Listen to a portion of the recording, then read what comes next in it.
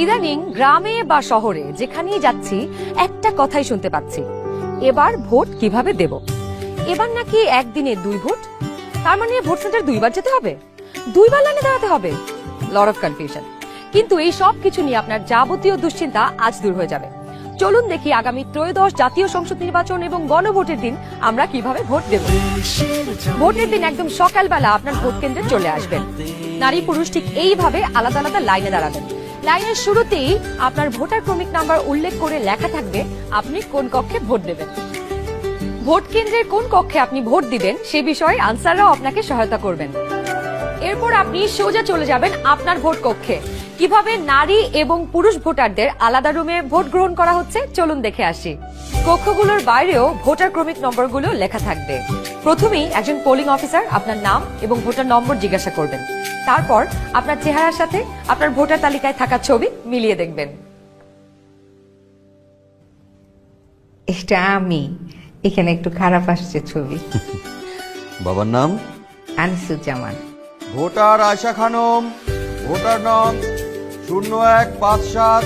প্রথম polling officer আপনার নাম এবং ভোটারের ক্রমিক নম্বর জোরে উচ্চারণ করবেন, যেন কক্ষে থাকা সহকারী প্রিজাইডিং অফিসার এবং পোলিং এজেন্টরা শুনতে পারেন।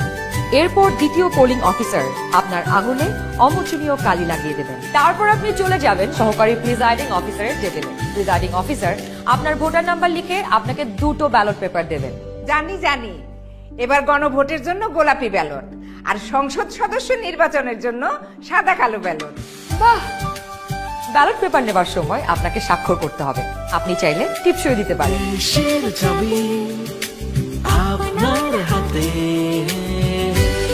ব্যালটের সাথে দেওয়া হবে সিল মারার জন্য একটি রাবার স্ট্যাম্প।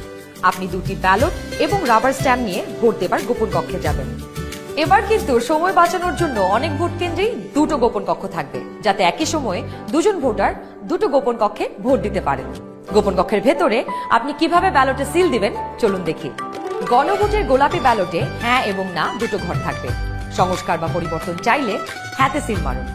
গণভোটে আপনি হ্যাঁ দিলে সবগুলো সংস্কার পাবেন, আর না দিলে কোনো সংস্কারই পাবেন না। এরপর ব্যালটটি লম্বালম্বি ভাঁজ করুন, যেন সিলের রং অন্য ঘরে না পড়ে। এরপর আড়াআড়ি ভাঁজ করুন। সংসদ সদস্য নির্বাচনের জন্য সাদা কালো ব্যালটটিতে থাকা আপনার পছন্দের ব্যক্তি বা দলের মার্কায় সিল মারুন। সিলটি কিন্তু নির্ধারিত ঘরের বাইরে যাওয়া যাবে না। মার্কার বাইরে সিল পড়লে আপনার মহামূল্যবান ব্যালটটি বাতিল হয়ে যাবে। সিল মারার পর এই ব্যালটটিও প্রথমে লম্বালম্বি ভাঁজ করুন, যেন সিলের কালি অন্য মার্কায় না লাগে। এরপর আড়াআড়ি ভাঁজ করুন। এবার গোপন কক্ষ থেকে বের হয়ে